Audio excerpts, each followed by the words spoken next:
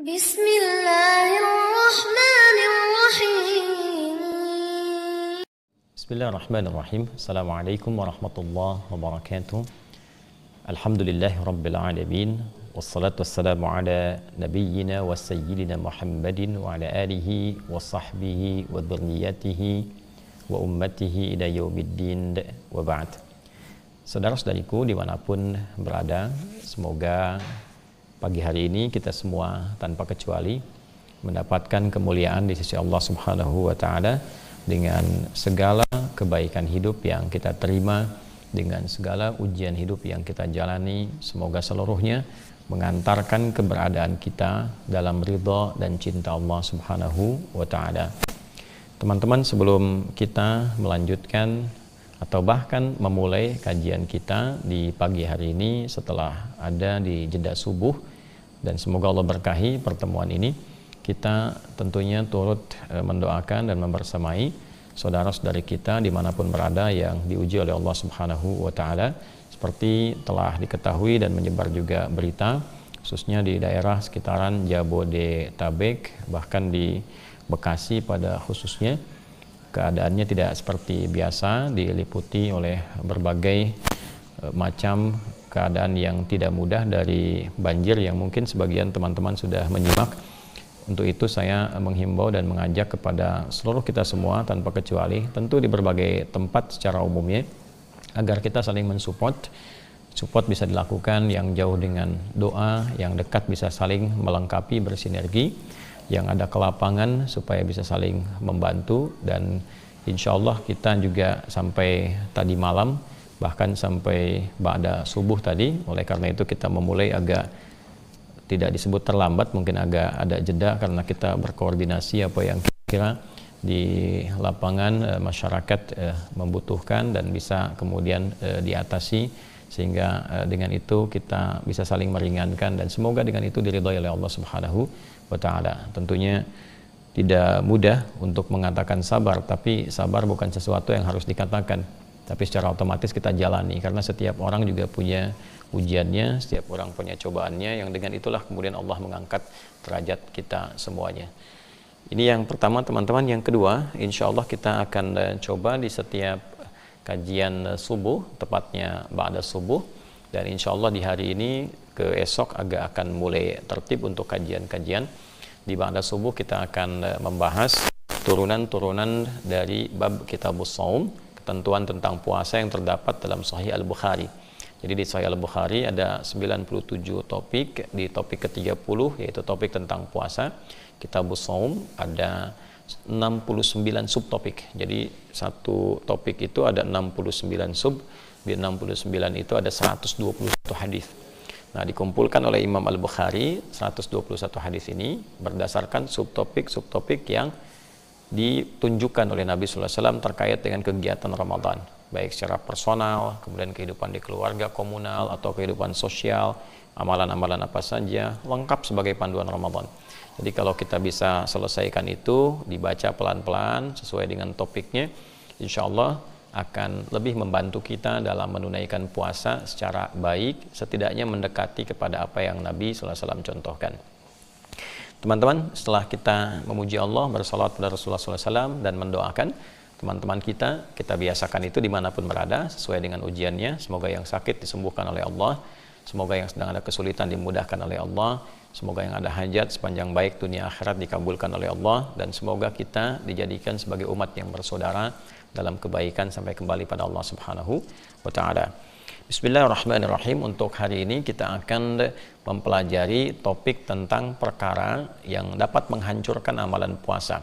Yang dimaksudkan kalau kita sebutkan puasa berarti amalan siang, baik ya, karena nanti Ramadan itu satu paket, ada amalan siang, ada amalan malam. Nah, di siangnya adalah puasa yang kita lakukan dari mulai terbit fajar sampai dengan terbenam matahari. Itu ada ketentuan-ketentuan, ada perintah, ada larangan. Nanti ada paket malam, di malam pun nanti ada ibadah-ibadah paket malam yang dicontohkan bahkan secara langsung oleh Nabi Sallallahu Alaihi Wasallam. Ya, baik itu nanti sholat misalnya ada tarawih dan turunan-turunannya, ada bacaan Al-Quran dan turunan-turunannya. Saya sebut turunan itu nanti karena ada klasifikasi yang sifatnya meningkat. Ya, misalnya membaca qiraah, nanti ada khataman istilah kita. Kemudian ada tilawah, pengkajian, ya, dikaji, ada hafalan, hifdz. Nah, itu nanti kita coba programkan dengan baik, ya. Mumpung sekarang masih ada di hari-hari awal gitu kan, masuk di hari yang kelima, kita optimalkan sehingga masih ada ke depan kita bisa tata. Nah, dengan ini mudah-mudahan pengetahuan itu didapatkan lebih baik sehingga bisa lebih teratur. Kalau siang kita tahu kalau puasa itu harus bagaimana. Selain menahan lapar, menahan haus, menahan hasrat seksual, apa yang harus dilakukan untuk mengisi itu? Ya, dan apa yang harus kita hindari? Jangan-jangan nanti terasanya seperti puasa, tapi sesungguhnya pahalanya sudah hancur. Ya, tidak tersisa kebaikan-kebaikannya di sisi Allah Subhanahu wa taala. Untuk itu kita pelajari beberapa hadis Nabi Sallallahu Alaihi Wasallam yang mengingatkan kita tentang beberapa perkara, beberapa hal, persoalan yang berpotensi bukan hanya merusak tapi menghancurkan. Kalau merusak tuh sedikit-sedikit ya, nah, rusak pahalanya gitu. Tapi kalau menghancurkan tuh habis semua seketika. Jadi rasanya cuma menahan lapar, menahan haus, tapi tidak ada nilai di sisi Allah Subhanahu wa taala. Nauzubillahi min dzalik. Bismillahirrahmanirrahim. Ini subtopik yang ke-8 ya. Seperti saya sampaikan tadi, topik ke-30. Kalau yang di kitab kami, topik 30 itu halaman 280. Nanti ada subtopiknya sekarang yang ke-8, ya, tentang perkara-perkara yang menghancurkan pahala dari puasa Ramadan. Dan hadisnya nomor 1903, ya, dan seterusnya. Nanti kita ambil kalau tidak satu hadis atau dua hadis sesuai dengan kecukupan waktu kita yang ada saat ini. Kita ambil kurang lebih hanya kajian 30 menit supaya lebih efektif dan sudah terlewat beberapa menit. Untuk itu kita fokus pada inti bahasan kita. Bismillahirrahmanirrahim. Babu man lam yada' qaula az-zuri wal 'amala bihi fi shaum. Subtopik tentang orang yang tak mampu meninggalkan kata-kata yang tak pantas, kata-kata yang kotor, kata-kata yang merusak, dan mengerjakan itu di saat puasa. Nah, jadi ini babnya mulai di lisan ya. Jadi nanti kan ada yang dari pikiran ke mata, ke telinga, ke lisan sampai ke ujung kaki. Nah, ini ada perkara yang bila seseorang mengerjakan itu dan dia mengklaim dirinya sedang puasa dan bab ini masuk pada larangan dikerjakan oleh lisannya, maka ini mesti hati-hati, ada konsekuensi terhadap puasa yang ia kerjakan. Nah, teman-teman, ini mesti fokus dari bagian tubuh kita. Ada beberapa yang mendapat perhatian serius baik dari Al-Quran secara langsung ataupun dari penjelasan hadis-hadis Nabi Muhammad SAW di bagian tubuh kita yang sangat menentukan. Jadi kalau itu baik, kesannya akan baik ke semua tubuh. Tapi kalau itu tidak baik, kesannya pun akan rusak ke seluruh bagian tubuh. Dan di antara hal terpenting bagian tubuh kita yang menjadi juru bicara, ya, yang menjadi juru tutur dari semua keadaan hati, pikiran kita, yang diekspresikan, yang dikeluarkan berupa harapan-harapan, itu lisan. Ya, itu apa? Lisan. Nanti selain lisan ada banyak hal lagi. Nanti lisan bisa diwakili dengan tangan. Karena itu nanti di surat Yasin juga diberikan gambaran bagaimana di akhirat tangan bicara. Ya, sekarang di dunia ditunjukkan oleh Allah bagaimana tangan kadang mewakili lisan. Ya, orangnya nggak bicara tapi dia bikin ketikan, bikin status, bikin tulisan dan seterusnya. Itu kan al-yauma nakhtimu ala afwahihim wa tukallimuna aydihim. Pada hari ini di hari kiamat kelak lisannya dikunci, tangannya yang bicara. Ya kan? Nah, ini diberikan gambaran bahwa ada bagian tubuh-tubuh kita itu ya yang melekat pada diri kita. Ini kan bagian luar, karakter kinerja. Jadi kalau hati membawa karakter spiritual dan moral, ini di akal membawa karakter intelektual, ini membawa karakter kinerja. Jadi semua bagian yang ada di hati diungkapkan, dikerjakan oleh semua bagian tubuh. Nah, di antara yang harus dijaga, dimanage, dikendalikan, diarahkan pada yang baik, itu ini, di lisan. Ya, dan ini bagian pokok yang terpenting karena juru bicaranya hati itu lisan. Terpeleset lisan lebih berbahaya dibandingkan terpeleset kaki. Ya, banyak orang yang kemudian dengan lisannya salah tutur, ternyata kehormatannya pun runtuh. Ya kan? Ada orang yang salah bicara bisa kehilangan jabatan. Banyak di Eropa orang mengundurkan diri dari jabatan yang penting karena salah bicara saja. Ya kan? Ya, ada yang salah kemudian dengan pembicaraannya, ya apakah itu pembicaraan yang kotor, yang kasar, yang macam-macam, berpengaruh terhadap minimal kehormatan dirinya. Oleh karena itu, Al-Quran dan juga penjelasan dalam hadis-hadis Nabi Muhammad SAW memberikan perhatian yang sangat ketat terhadap fungsi lisan. Dan di puasa itulah, di Ramadan itulah khususnya dilatih lisan ini supaya bisa dikendalikan dengan tutur yang baik, agar selepas penunaian puasa, lisan itu bisa berfungsi maksimal menjadi juru bicara dari semua keinginan yang ada dalam pikiran kita dan mengekspresikan setiap perintah dan larangan yang ada dalam diri kita dengan kata-kata yang lebih bijak, lebih baik, tutur yang lebih sopan ketika ditempatkan pada perkara sopan, tutur yang lebih tegas ketika ditempatkan pada perkara-perkara yang membutuhkannya tanpa harus menyinggung, mencelakai atau merendahkan pihak-pihak yang terkait. Untuk itu teman-teman, Ramadan ini pendidikan kepada lisan itu menjadi salah satu perhatian dari Nabi SAW dan diikat dengan satu konsekuensi yang tinggi untuk menunjukkan saking pentingnya menjaga lisan dan konsekuensi erat yang timbul ketika itu tidak dikelola dengan baik.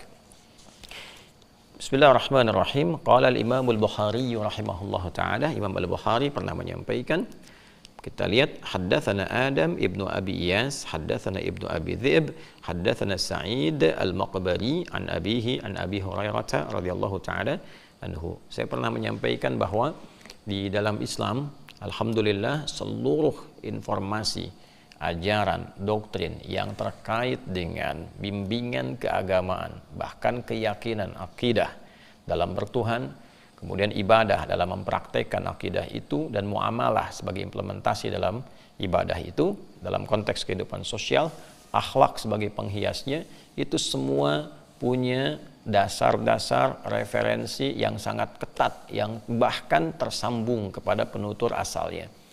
Kita bisa teliti. Nah, ini diantara hal yang menunjukkan kebenaran ajaran Islam dan sangat terbuka untuk digali, untuk diteliti, sehingga bisa ditemukan bagaimana keindahan, keketatan, dan keterperincian ajaran yang dimaksudkan. Kita sudah bahas dalam keterangan yang lain, sehingga bisa kita langsung praktekkan di sini.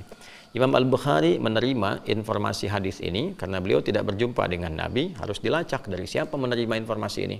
Ya, maka beliau menerima dari sosok bernama Adam bin Abi Iyas. Ini profilnya juga ada, bisa dilacak keadaannya bagaimana. Adam bin Abi Iyas menerima dari Ibnu Abi Dhi'b, beliau menerima dari Sa'id al-Maqburi.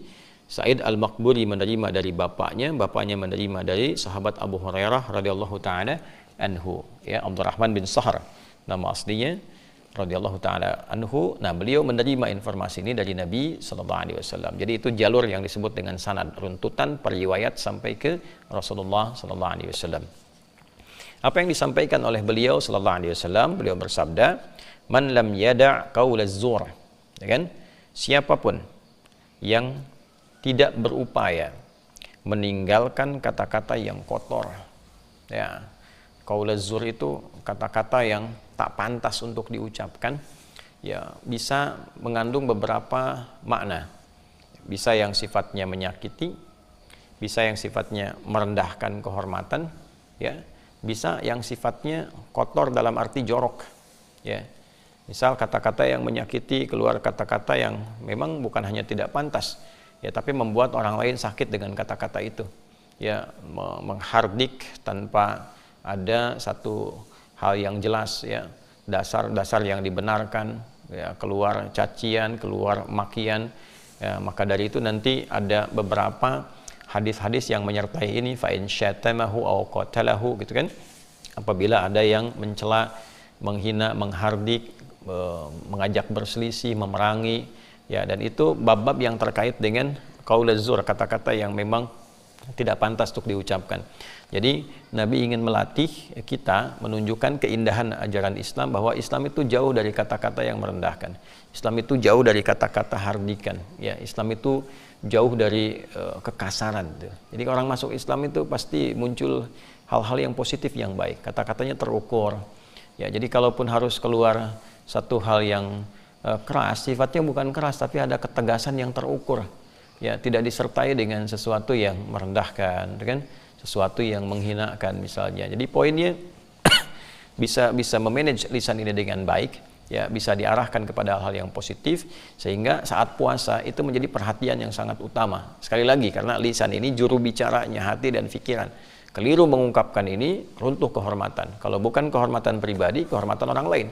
Sedangkan hak kehormatan bagi setiap hamba itu sangat dijaga oleh Allah Subhanahu wa ta'ala. Untuk itulah kemudian muncul berbagai keharaman-keharaman untuk menjaga kehormatan. Makanya hukumnya haram. Dari kata hurmah, sesuatu yang terhormat. Ya, kenapa diharamkan? Ya, supaya menjaga kehormatan hamba. Kenapa dilarang mencela? Sebab ketika mencela, runtuh kehormatannya.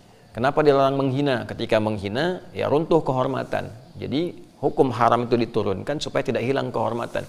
Demikian ujung kepala sampai ujung kaki. Kalau mau lebih naik lebih tinggi, kenapa dilarang? Ya, diharamkan misalnya korupsi dan sebagainya, zina, apalagi dosa-dosa besar yang lainnya, itu meruntuhkan kehormatan. Kalau bukan pribadi pelakunya, kepada orang lain. Ya.